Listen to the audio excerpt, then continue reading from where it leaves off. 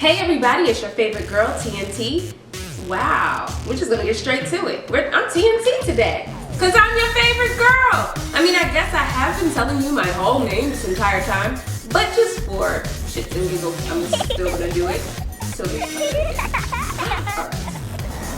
Hey everybody, it's your favorite girl, Tyler Nicole Taylor, TNT, if you love me, and I have been trying to get this thing right all day, but we're finally here. We're going to do this, and today we're going to talk about closure. I'm not exactly sure why this fell on my heart, but it is. So let's get to it. All right, closure. The truth about closure. Yeah, this is not a hair tutorial, so I'm sorry if you clicked here thinking this is going to be a hair tutorial about closures. That's not the exact closure I'm talking about, and I swear I'm not trying to be facetious or funny, okay? Anyway, so yeah, let's get to it. The closure I'm referring to is when, I mean, have you ever been in a situation, it could have been a bad relationship or just the end of a relationship or end of a friendship even, and it just felt like it was so many things undone and so many things left unsaid.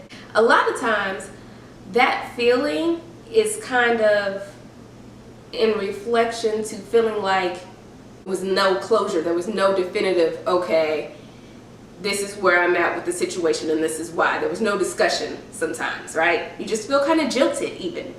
So that's when people feel as though they need closure with situations. And the thing about that is, one of the first things about closure is that it's a personal thing. It's completely personal, and it can be very broad when you try to make it generalized and try to make it a big, a thing that everybody needs, because not everybody needs closure in order to move on from a situation or in order to learn from a situation.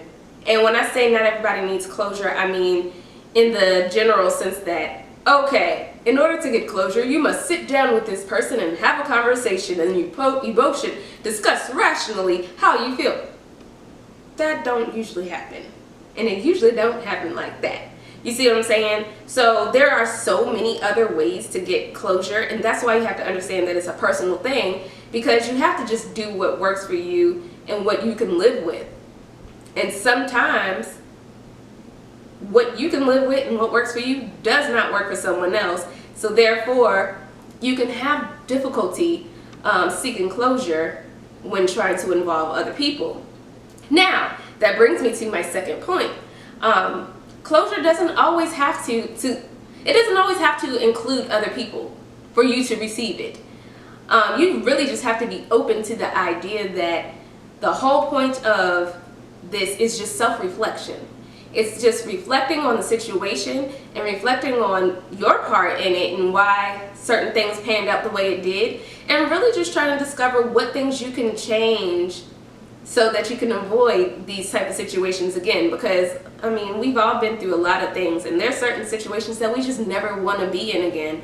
And sometimes just because we love somebody, we tend to make the same mistake over and over.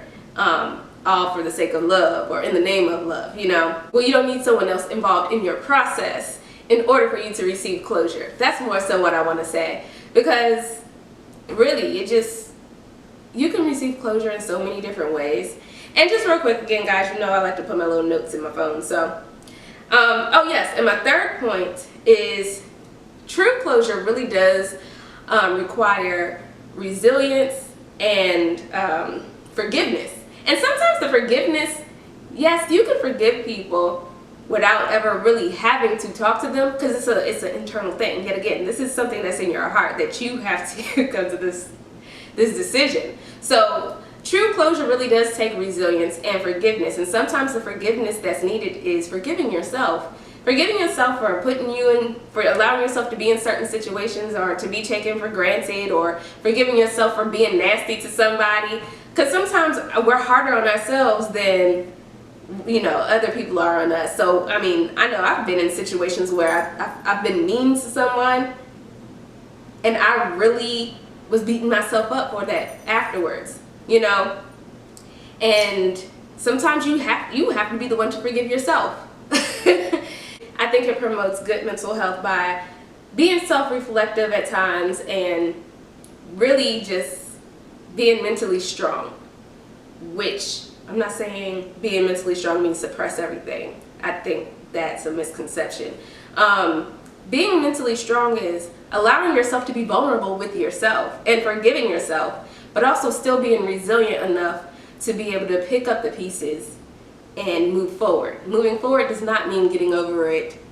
I think saying getting over it kind of simplifies things, and I think it hurts people's feelings because it makes it seem like you shouldn't care. And that's not necessarily what growing is and moving forward is. It doesn't mean you no longer care about someone or no longer care about a situation. It just means, all right, this just does not fit in my life right now, and the world is not going to stop because my feelings are hurt or because my relationship is over. You know, it's not going to stop for me or anybody.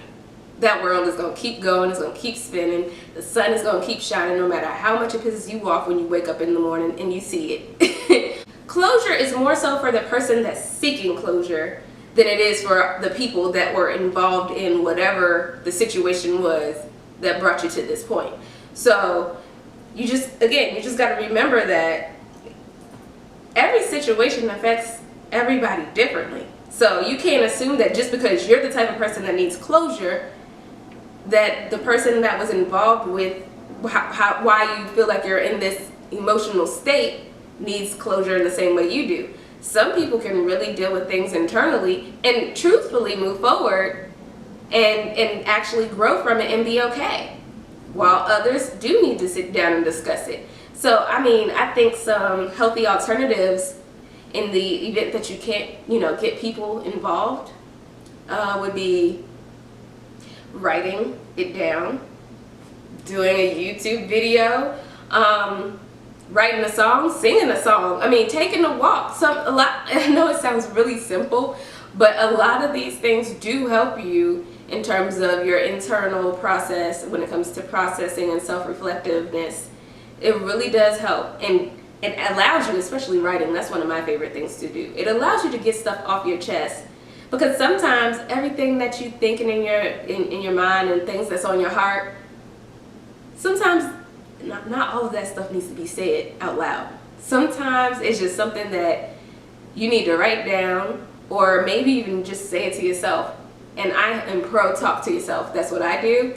I was an only kid for I was the only child for 6 years, so I'm not afraid to talk to myself. I will talk to myself. I don't care. But so just don't assume that you have to have people involved. If you can't get somebody involved, if you can't get the other party involved with the closure process because they feel like they don't need it, or they feel like they don't, even if they don't care, listen, you did your part. Understand that it's a personal process, and in order for you to move forward, you have to forgive them for not even wanting to be a part of the process, and you have to forgive yourself for letting yourself be in this situation in the first place. Because we're all human and we're all growing and we all go through crazy things. So, and we all mess up. Shoot. So anyway, if you have any other tips for, closure, especially in terms of when you have to do it yourself, go ahead and drop those comments below, because I really do think that this really would help somebody. A lot of people don't necessarily know this. They really do feel like true closure only happens when the other parties aren't involved, and that's just not the case. You don't have to rely on somebody else to make yourself feel better and, to turn your world around. So, damn camera. Anyway, I'm going to try to keep most of my videos under 8 minutes, but don't quote me, because sometimes it's just not going to work out that way. Anyhow, yeah, like I was saying before, comment down below. Let's help each other out. If you have any tips on how to get closure just without having to involve other people, like some of the things that you do, let us know. Let's share. Let's help each other out. And if you like this video, as always, like it. And if you like me, subscribe. I would appreciate that. That would be super awesome. And I will see you guys on Friday. So yeah, Friday. Bye, y'all.